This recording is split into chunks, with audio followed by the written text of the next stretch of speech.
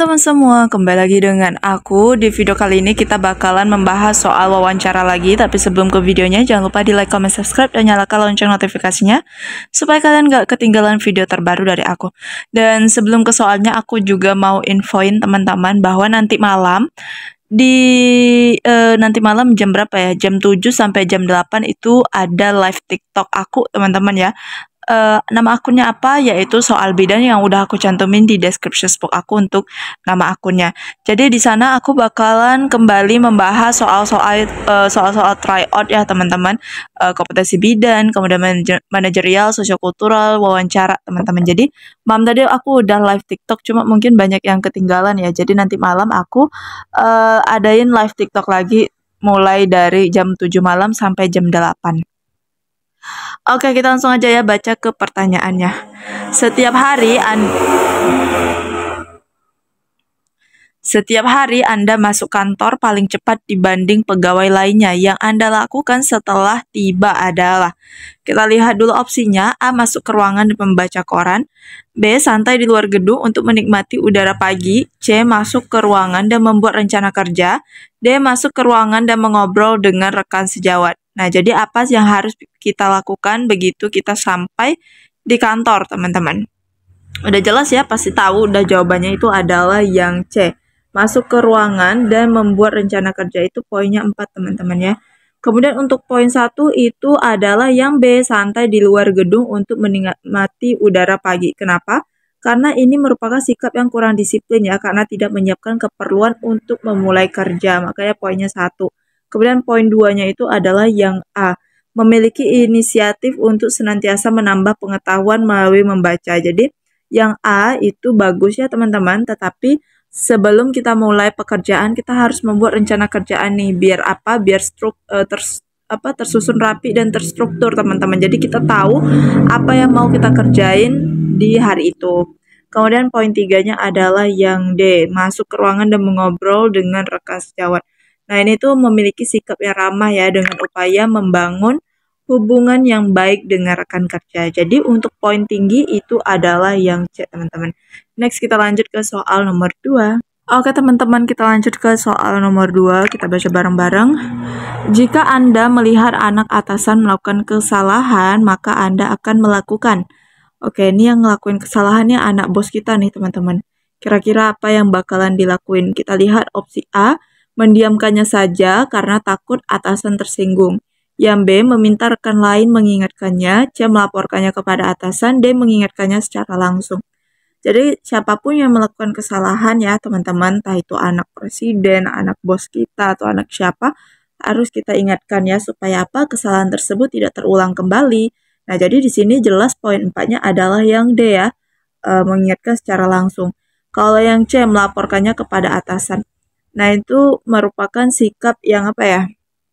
Yang tidak bisa, tidak tegas teman-teman ya, karena dia mungkin rasa takut ya, ataupun takut anaknya tersinggung, jadi dia cuma bisa ngadu ke atasannya aja. Jadi itu bukan sikap yang tegas teman-teman. Kemudian yang B, meminta rekan lain mengingatkannya. Nah, yang B itu sama juga dengan yang C teman-teman. Apa namanya itu, kurang tegas ya. Kalau yang A, mendiamkannya karena takut atasan tersinggung. Nah, itu poinnya 1, yaitu apatis teman-teman. Jadi kalau misalnya kita diamin aja, pastinya kan kedepannya itu kesalahannya bakalan terulang kembali. Makanya seperti itu teman-teman. Untuk poin 1 jelas yang A ya. Kemudian untuk poin 2-nya adalah yang B, poin 3-nya C teman-teman. Oke, next kita lanjut ke soal nomor 3. Oke teman-teman, kita lanjut ya ke soal nomor 3. Hampir semua pegawai di kantor instansi Anda meminta uang tanda terima kasih atas pengurusan surat izin tertentu. Namun, menurut peraturan kantor, hal itu tidaklah diperbolehkan. Maka Anda, jadi di sini semua pegawai ya sering meminta uang tanda terima kasih sebagai pengurusan surat izin. Padahal dari peraturan kantor itu dilarang, teman-teman. Maka sikap kita lihat dulu opsinya. A, ikut melakukannya karena kawan-kawan kantor juga melakukannya. B, melakukannya hanya jika terpaksa membutuhkan uang tambahan untuk keperluan keluarga sebab gaji kantor memang kecil. Yang C, berusaha semampunya untuk tidak melakukannya. Yang D, tidak ingin melakukannya sama sekali. Nah, jadi soal ini tuh menguji integritas kita, teman-teman ya.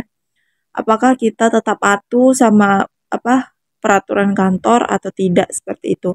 Nah, kalau yang A ikut melakukannya ini tuh poin 1 ya, berarti melanggar nih, tidak berintegritas. Kalau yang B melakukannya hanya jika terpaksa, berarti sebenarnya emang dia nggak mau, tapi dia masih punya niat untuk ngelakuin yang namanya kasus korupsi, teman-teman ya. Ini masuk ke kasus korupsi. Jadi yang B itu poinnya 2. Yang C, berusaha semampunya untuk tidak melakukannya. Nah, ini juga poinnya 3, teman-teman. Ini kurang lebih sama dengan yang B.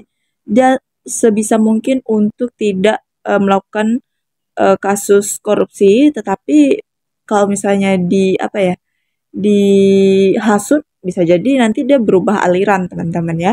Nah, kalau yang D tidak ingin melakukannya sama sekali, ini poinnya 4, dan dia bersikap tegas ya, sesuai dengan prinsipnya sendiri, teman-teman.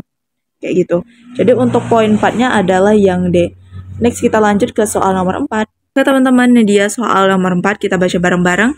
Jika Anda menjadi anggota yang melanggar fakta integritas, maka saat mendapatkan teguran Anda akan... Oke, kita lihat dulu opsinya. A. Memberi alasan yang dapat diterima mengapa Anda melanggar fakta integritas. B. Menerima teguran tersebut karena memang salah, meskipun menghadapi konsekuensi juga akan disalahkan oleh anggota lain. Yang C. Menunggu dipanggil dan mempersiapkan jawaban-jawaban yang akan Anda berikan. Yang D. Pasrah akan nasib yang Anda terima. Oke, bagaimana kita nih sebagai anggota ya melanggar fakta integritas, kemudian kita dapat teguran. Harusnya kita menerima ya teman-teman, menerima teguran tersebut ya, karena emang yang salah, seperti itu. Nah, kita lihat yang opsi A itu memberi alasan. Nah, ini tuh yang pegawai-pegawai kebanyakan alasan nih teman-teman ya. Padahal jelas-jelas dia melanggar, tapi dia masih kayak ngeles gitu teman-teman.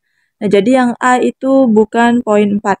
Poin 4 kemudian yang mana nih? Yang B, menerima teguran ya. Nah, ini yang B ini poinnya 4 teman-teman ya. Jadi dia menerima teguran tersebut karena dia memang salah gitu. Jadi dia bisa mengintrospeksi dirinya. Seperti itu. Kemudian kalau yang C, menunggu dipanggil dan mempersiapkan jawaban-jawaban yang akan Anda berikan.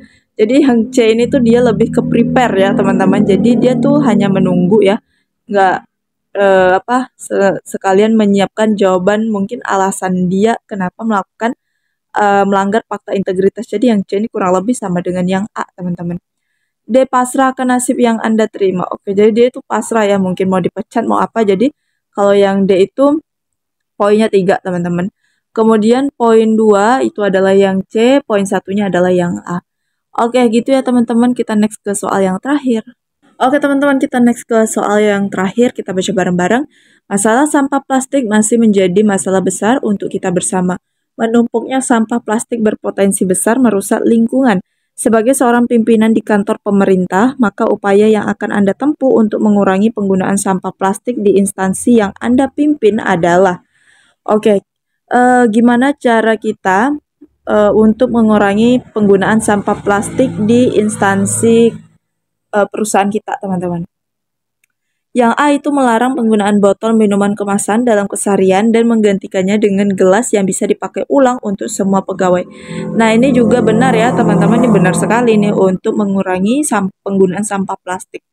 Jadi, botol-botol minuman kemasan itu diganti ya dengan gelas yang bisa dipakai ulang, seperti itu. Entah gelas kaca ya bisa jadi teman-teman, atau gelas plastik yang biasa kita minum di rumah kayak gitu.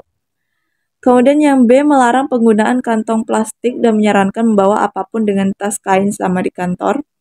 Oke, kita tinggalin dulu. Yang C, meminta agar kantin tidak menyediakan kantong plastik. D, memberi sanksi kepada pegawai yang masih menggunakan botol plastik sekali pakai. Nah, jadi lihat di sini mana sih action yang paling bersolusi, teman-teman. Nah, jelas ya poin 4-nya adalah yang A, teman-teman ya. Kan di sini dia diminta untuk mengurangi penggunaan sampah.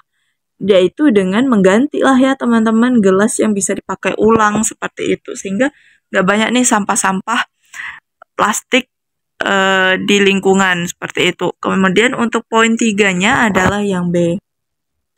Poin 2 itu adalah yang mana nih poin 2? Poin 2 yang D ya, poin 2, kemudian poin 1-nya C. Oke teman-teman, segitu aja dulu 5 soal dari aku. Semoga bisa membantu persiapan P3K kalian tahun ini. Dan yang lagi persiapan, aku saranin banget untuk bergabung ke tryout Sobat P3K karena di sana tuh lengkap banget teman-teman. Mulai dari soal kompetensi teknis perawat, bidan, dan tenaga kerja lainnya teman-teman. Kemudian ada soal manajerial, sosiokultural, wawancara, dan juga ada pembahasannya disertai dengan seperti sistem CATBKN, jadi ada waktunya. Di sana kalian bisa belajar manajemen waktu dengan baik supaya nanti kalau ujian tidak kehabisan waktu, teman-teman. Buat kalian yang mau bergabung ke tryoutnya Sobat P3K, aku udah cantumin linknya di description box aku. Selain dari tryout P3K atau tryout Sobat P3K, aku juga punya kumpulan soal yang aku kemas menjadi sebuah ebook dan saat ini ada edisi 1 dan edisi 2. Di dalam ebook tersebut ada soal kompetensi teknis bidan, manajerial, sosiokultural, wawancara, dan juga pembahasannya, teman-teman. Jadi udah lengkap banget ya, dan ebook ini juga berbentuk softfile PDF, teman-teman. Buat kalian mau order, boleh hubungi nomor WhatsApp yang udah aku cantumin juga di description box aku. Selain itu, jangan lupa di follow akun TikTok aku, yaitu soal bidan, teman-teman. Udah aku cantumin juga di description box aku, supaya di sana kalian bisa ikutin live TikTok aku setiap jam 7 malam ataupun menyesuaikan dengan jam aku, teman-teman ya.